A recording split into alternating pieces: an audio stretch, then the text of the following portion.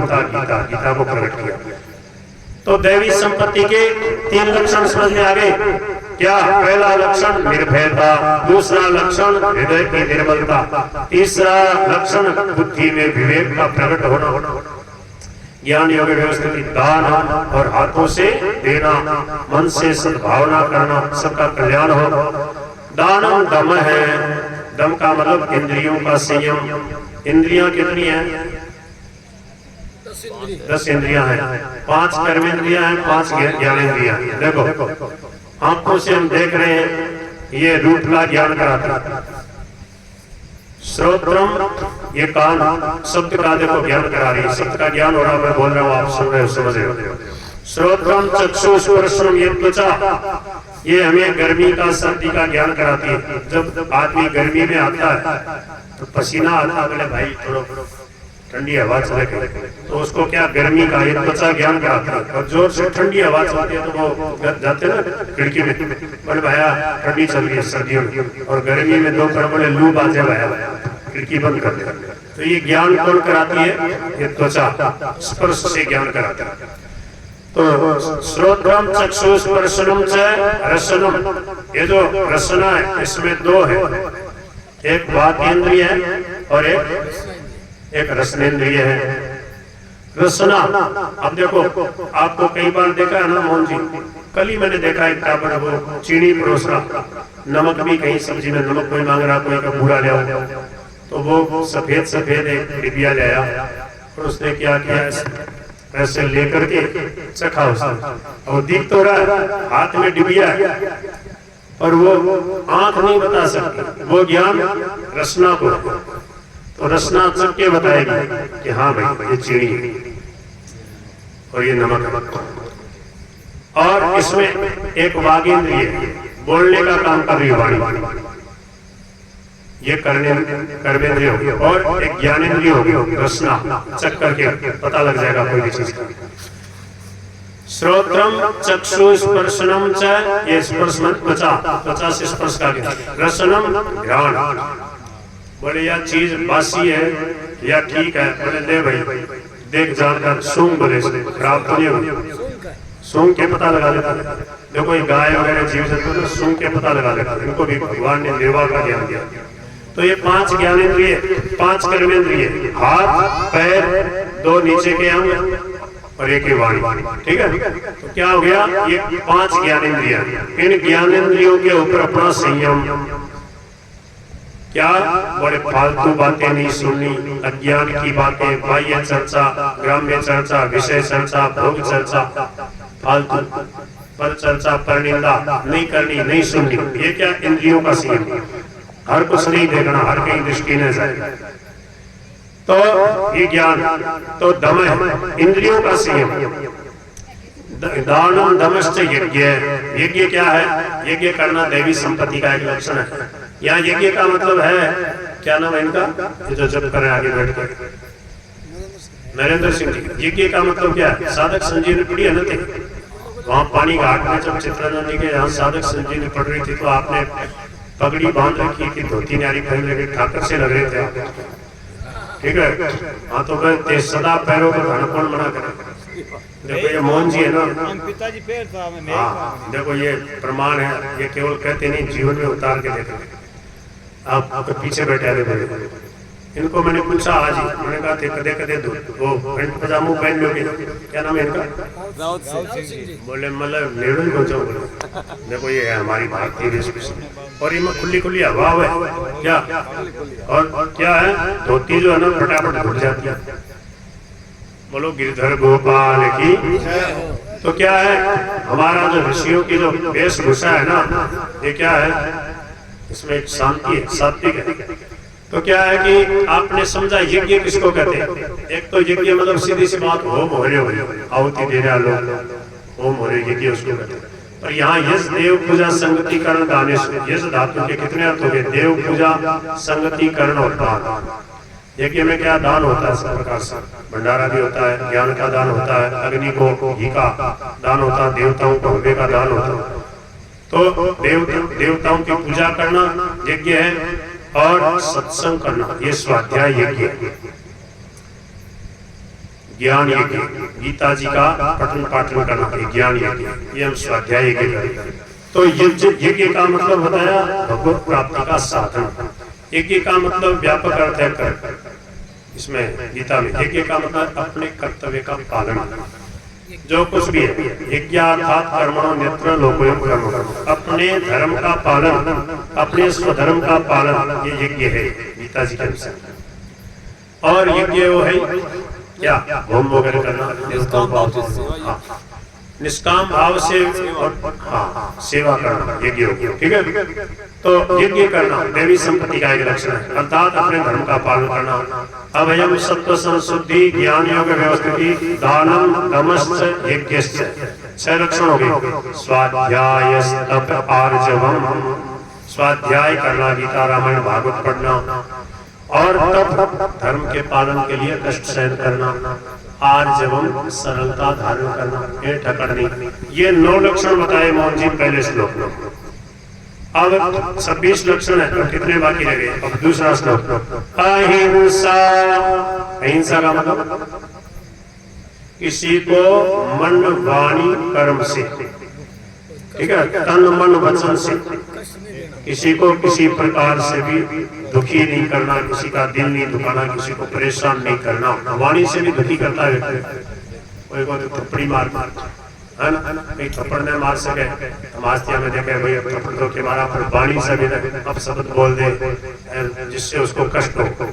स्वामी जी कहते थे ना, बोले कि जब आदमी को गुस्सा आता है ना, तो वो ऐसा बोलना चाहता है कि इसको कष्ट हो, और ऐसी जगह मारना चाहता है जो याद है क्या। स्वामी जी एक बात कहते हैं, बोले 2 रो तो क्यों और 100 रो जिमायोड़ो, याद ही रखना। तो क्या है, जो गुस्सा आता है तो सोचता है इसको कष्ट कैसे, उसमें उल्टी खोपड़ी हो क्या, अधर्म धर्म इतिया मनते थोड़ी सा तमोगुण सा जाता है। तो क्या है, वो दुख देने में उसको सुख मालूम। तो क्या है कि सरलता धारण के आज।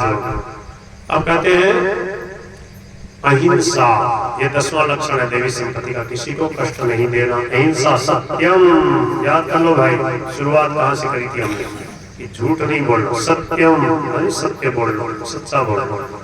सत्य बोलने वाले का आदर होता है।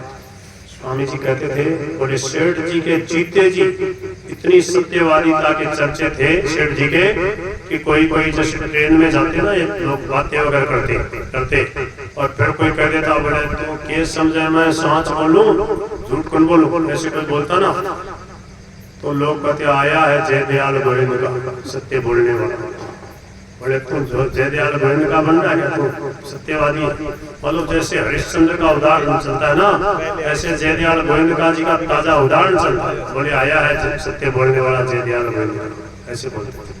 स्वामी जी बोले मैंने कानून से सुनी, बताओ तो सत्यवादी का कितना आदर हो जाता। जय दयाल गोविंद जी कौन थे, जिन्होंने गीता प्रेस गोरखपुर में गीता प्रेस की स्थापना करी, गीता रामायण भागवत संतों की वाणी घर घर में पहुंचा दी, तुलसीदास जी की रामायण।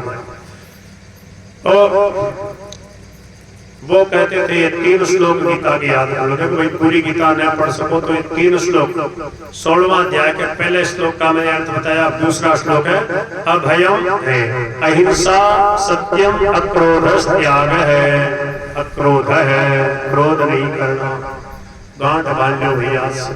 स्वामी जी महाराज कहते थे, मैंने खिंदासर में कथा करी, खिंदासर है भेड़ों के पास एक गांव है खिंदासर, उधर नागौर जिले में, ये नागौर में आता है क्या गांव, कल परसों अपने गए थे दुजार, वो नागौर में आता है।